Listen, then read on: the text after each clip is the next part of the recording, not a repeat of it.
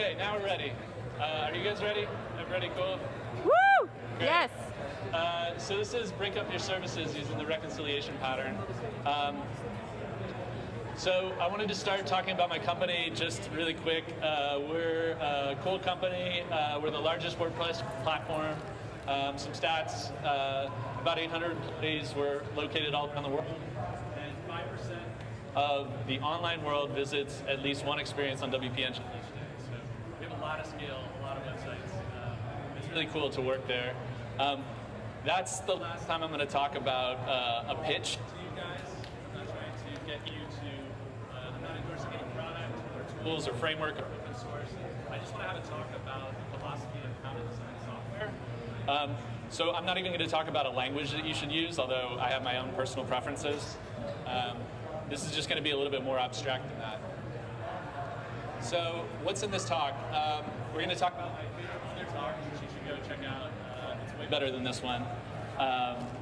It's about unit testing, and then how to structure code, and then important principles of software, a thing I'm calling the hamburger scenario, so that'll be exciting when we get there. And then we're going to talk the reconciliation pattern and a little bit of a discussion, or maybe just some topics we can talk about after the talk. So this is, I'm going to say Nisco Henry. I'm not sure if I'm pronouncing that correctly, but his talk is really amazing. And I've been coding for 10 or 15 years and really inspired by this talk. Really suggest checking it out. If you want to know how to design good software, this is like the ultimate source to go to. But it really talks about inside of an application how to structure your code. So it may not help you for bigger topics like architecture, services, things like that. But a lot of the things that he's talking about apply to bigger concepts, bigger architecture. So he said we should write and specifically rewrite code to make it easy to test. So you don't write code and then try and test it really well and rework your tests. You actually go back and modify your source code to make it testable. That's like really, really key. You don't throw it over the wall to a QA developer and force them to test your code. You actually are responsible for writing code that makes testing a breeze, and maybe you can take care of your own testing, at least unit testing. He also talked about how car radios are tested, which is that you test a car radio in all different scenarios. You don't put the car radio into a car and then drive it out into the desert or drive it into a really cold climate area. You test it like the car radio by itself in an oven, or the radio in an icebox or something like that. You isolate the radio, you don't put it in the car and then take the car places, right? So that's about unit testing. And then this one's always really funny. You give your money to a cashier. You don't give your cashier a wallet and say, you take the money out. And that's about contracts between classes. Is like you shouldn't give them an object and then expect the class that you're handing an object to do something with it. You should just give things what they need, and only what they need. So this is the testing pyramid. The reason it's a pyramid is because the base of the pyramid, we should be doing way, way, way, way, way more unit testing than we're doing any other kind of testing.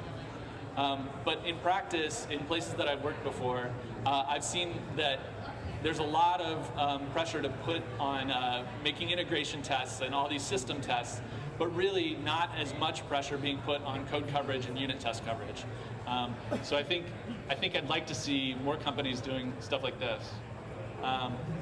So this is the best advice I can give on coding, which is that unit tests should be so small you don't mind copying and pasting them a bunch, and then keep your code small enough that you aren't tempted to write large tests. And that's it. Basically, you don't have to write code that's hard to test. You don't have to. So this is a thing I pulled off the internet about setup and teardown. Really, the setup is that we get this account detail, but that could be the first line of our test dummy account and the first line of this other test. We don't have to put it in a setup function. We can just have really tiny tests that they don't require a setup and they don't require a teardown. They're just really compact tests that you could just copy and paste and then change out like a method or something like that. And that's how you should maybe be writing tests. If your tests require a gigantic setup or a gigantic teardown, I feel like you might be doing something wrong, or you're not doing unit testing. And that's fine if you're not doing unit testing. But if you are doing unit testing, this is like way too much frameworky code to keep track of, right? It should be much easier than that. Ooh, this one's taking a long time to load. What's happening here? There's no movies or anything.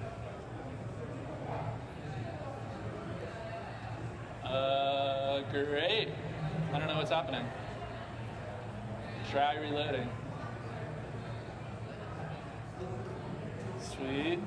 We were like in a flow. We were having a good time, right? Now I gotta figure out what's happening. How about this? Let's just look at it like this. Okay, so this is refactoring code. And what we got is a class A that has a method A and a bunch of lines. We've all seen this code a million times. There's way too much code in this class, in this method. It's very difficult to test. So what you do to break it up is this is what used to be there. You split it in two. You say, let's just do the first half of that method in another dependency, and let's do the second half in another dependency, B and C. And then if we wanted to test what method A is supposed to do, we no longer have to test that it runs all these 6 lines. We just test that method B was called and method C was called. That's it. That's all we have to do to verify that A is doing its job. A doesn't have to run these 6 lines. A just has to call B and call C. You see what I'm saying? So now your tests are really easy for A, and your tests just got really easy for B and C because they have half as much code in them. And if they still have too much code in them, you can do the same process to the places that you move that extra logic, right? I'm getting a head nod over here. I like this. Every time I look at you, you shake your head. Yeah, that's cool. I appreciate that. Cool. So here's the good principles from all of this. We should have small testable parts. We should minimize mutable state. Let me see if I can present again now that it's off that other slide. Oh, so close. Okay. Okay, so we should minimize mutable state. We should limit and clarify the responsibility of our classes, which I may have spelled wrong. Lean hard on abstractions, interfaces, keep business logic and data objects separate, keep business logic and concurrency concerns separate. So concurrency can wrap your other logic, all your locks and stuff like that, put them in a different class. Don't mix them in with your business logic code. And then plan for failures, expect failures, right? So this is all just the setup to what I learned for years about designing software, and now we're gonna try and apply it to services. So this is the hamburger scenario. You guys excited to find out what this means? Okay, so if you're in a restaurant and you order a hamburger, and imagine that the waiter goes away, they go back to the kitchen, and then they come back to you and they say, your burger got dropped on the floor. Would you like to order anything? What would you respond with? Right? I would respond with, make another burger. Go back in the kitchen and keep making burgers no matter how many you drop until you've satisfied my requirement, which is I would like, and not in a rude way, you don't want to be rude to a waiter, but you know what I mean? Like you just be like, just keep going. I don't have to know about the burger that got dropped. Just bring me a burger that hasn't been dropped, and then I'll be happy, right? But with APIs, we don't often design it this way. APIs sometimes go, I'm sorry, I can't do that thing you asked me to do. Right? Why don't they take care of that for you, right? That's what I'm arguing here in this talk, is that services should take your request and keep working on it until they satisfy your request to some degree, right? I mean, obviously there are limits. There are things like dead lettering, persistent failures, but most times you want the service to keep working on it. So what's more likely to fail? Either recording your order and making the burger, or just recording the order, right? If the waiter's job is just to put the order on the cart and take it back to the kitchen, they're gonna be way more successful than somebody who has to not only record your order, but then make your food, right? That's too much work to get right 100% of the time. So what I want is the API to just take the order, and something else is gonna be in the kitchen, the chef, making the burger, keep going, that kind of thing. Okay, So here's the reconciliation pattern. Persistent data creates or updates a goal, just like a burger. Please make this burger, no pickles, whatever. Agent constantly looks for the goals to work on. The agent, this is a separate thing from the API, is coordinating with the API, and the agent's doing the work over and over. It's the chef in the kitchen, which I realize I might have misspelled achieve and entities as well, until it's met, until the entity is reconciled, until the thing that I want from the API is done, okay? And then that might trigger further goals that we set in another API, or maybe even the same API, that they go and they trigger another agent to do another set of work. And in this way, we start breaking it up, our services breaking it up into units, just the same way that we wanted to break up code into units. So this is used by Kubernetes, React, and Taco Bell. So this is a digital display of what Taco Bell shows, and they're really recording your order and putting it in a system, and they just keep it there until the chefs make the request and fulfill the order, and then mark it in the system as done. So that's happening every day. Okay, let's try this present one more time. I just want to take some things out of here.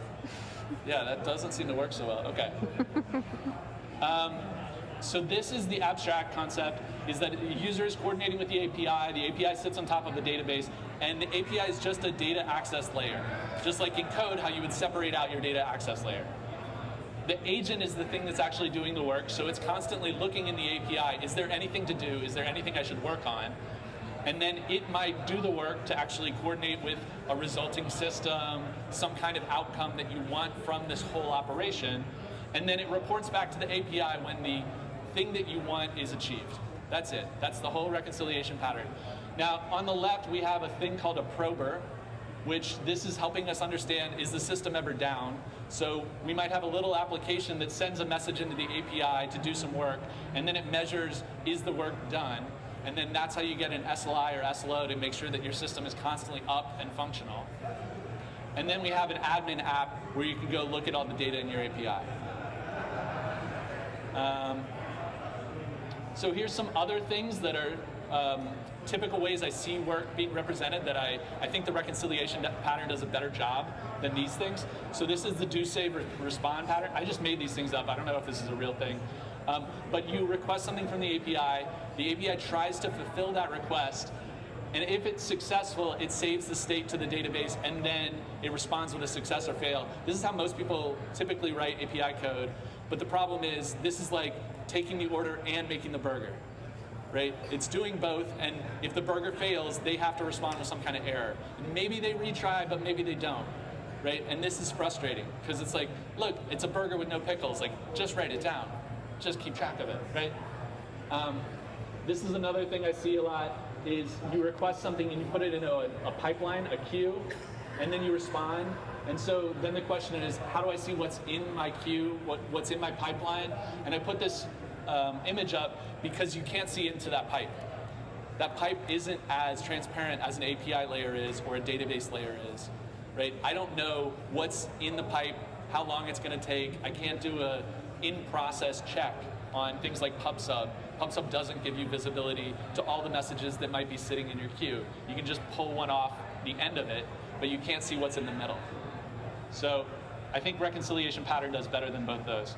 Okay, this one has animation that's not going to work. I'll just jump to it. So this is about how to structure your data inside the API, and it's we cut it into a spec and a status. The spec is the goal. The status is what is the current state of that thing that I want to be done. So the spec might be, I want a burger. The status is the burger done yet? So I put this thing in that I thought was funny. The spec and the status often look similar, so they're kind of like twins. So I just put a photo of some freaky twins in there from The Shining.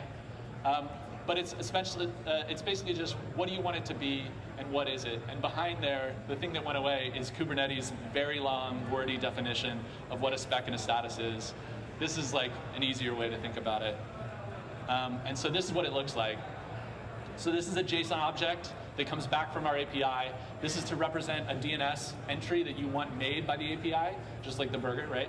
So we give it a UUID. It includes a URL that you can go talk to try and get information about it.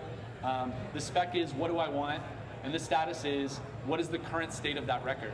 So if the spec and the status don't match, then the agent knows I need to go do some work to make them match. And if they do match, then the agent knows I'm done with the work. I don't have to do any more work, right? So this is a really great way, and this goes back to mutable state. We're minimizing mutable state, so we're not having one representation of the record as it gets confusing, like, is this what you want to have happen, or is this the current state of the thing? You keep track of both of them right next to each other, separated. Cool. So state lives at one place at rest. If you turned off all your systems, you would still have a database that has the current state of what everything that you're trying to accomplish is. You can back it up, easy to query. The data objects tell the whole story. You can build up data before you even create the business logic. So we did this before. We built the API and we started knowing what our work that we wanted to accomplish was way before we even built the program that could make it happen. So we built up like millions of records of things we wanted to do in our API, and we were able to build that and have that verified as like, yes, these are what we want to accomplish. And it was all before we even built the thing that could do the work. And then issues, so bugs in the system will show up as data in your database. That's really awesome. You don't have to read a bunch of logs. You could just see which objects aren't being reconciled. Do a query on what's stuck in the process. It's dead simple to build, communicate about. Systems can do more. I wrote this complicated sentence. But systems can do more faster when they aren't waiting for the work to be done, which is I can ask for 1 million burgers. I just did it. Can I have 1 million burgers? That goes so quick. My system can move that fast. And then the catch-up work is actually going and making the burgers. But you can do all this orchestration work very fast and build out all these little data objects that describe the work that you want to have happen in your system way faster than it might even get done. But it helps you sort of visualize the process and do a lot of debugging. Self-healing is also really cool. So if there's problems, the agent just keeps trying until the work gets done. That's huge. So this is what we talk about. This is how you cut it up. So these are loops. It goes from the API through the agent to a result and back to the API. And you can have multiple loops for every type of work that you want your API and your agent to coordinate on in the same system. And I'll show you a slide about that in a second.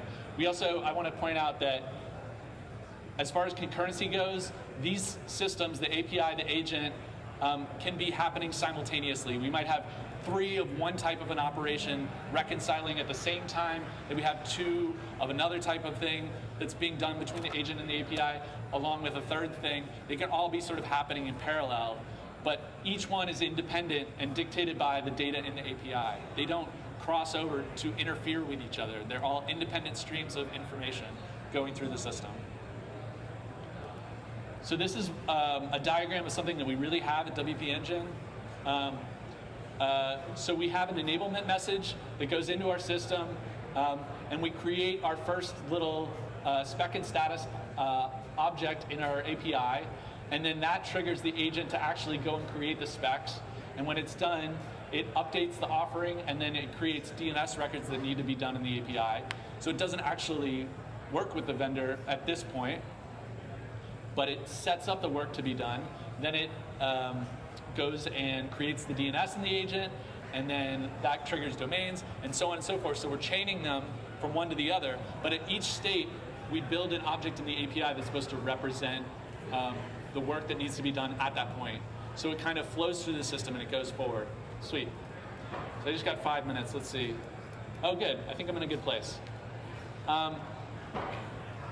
So this is what the agent code looks like. It's not really interesting, but I just wanted to talk about it for a second. So we pull the API for DNS records that haven't been done. Reconciled equals false. And then for each one of those, we actually go and update our vendor, and then we mark that the status and the spec are now the same, and we say, hey, it's now done. It's reconciled equals true, and then we update our DNS in the API. So now the API knows the work has been done. And that's it. That's so simple, and it's a thing that can't really go wrong. There's not much to it. right? It's very easy to debug and understand if it breaks or if anything goes wrong, where the issue is. We can always find where in this system are we breaking down, because it's all these tiny pipelines that are all these small units that take care of themselves. This is just a slide to show that you could actually take this out and rip it out and put it in a different system. You could say, okay, the enablement service isn't responsible for DNS anymore. That actually goes to the DNS service. And you can just relink them and they'll just work, because they're all these independent, tiny little processes. So when to use it? To smooth out flakiness. So if we have a third party that keeps going down, we can keep writing records to our API about the work that needs to get done. We never have to worry about if it's getting done at this moment. We don't have failures that affect us. They just back up in the database as, well, we're not reconciling as much right now as we should, but maybe we'll catch up in a little bit. And it doesn't really cause us to panic. We just wait for the third-party system, somebody else's problem, to resolve, and then we start doing our work again. Is it okay to be eventually delivering this? So real-time systems may not be a fit for the reconciliation pattern, depending on how fast it is. Is it already a composite of smaller parts? So this is a great time to break it up, is if it's already sort of, you can see the divisions. It's great for unpredictable demand, because you might spin up more workers on the fly when you get a lot of information into your database at a rate you didn't expect. Would you be okay performing this operation more times than necessary? This is, make sure that you save how much work you've done if you don't want to repeat that work. So go right back to your API. Hey, this is done. We don't need to ever do it again because it's already been reconciled. And now you don't have this large process that sits in the middle of a bunch of smaller ones. Each time a piece of work is done, we record that it's done so we don't have to reprocess it.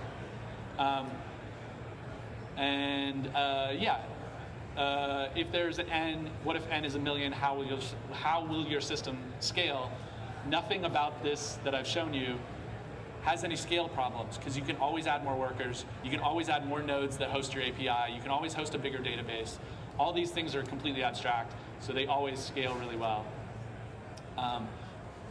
And I'm almost out of time, but I want to say this one thing, which is this was a representation of one enablement message creates 500 offerings, creates 1,000 DNS records, creates 1,000,000 domains, and 500 regen records.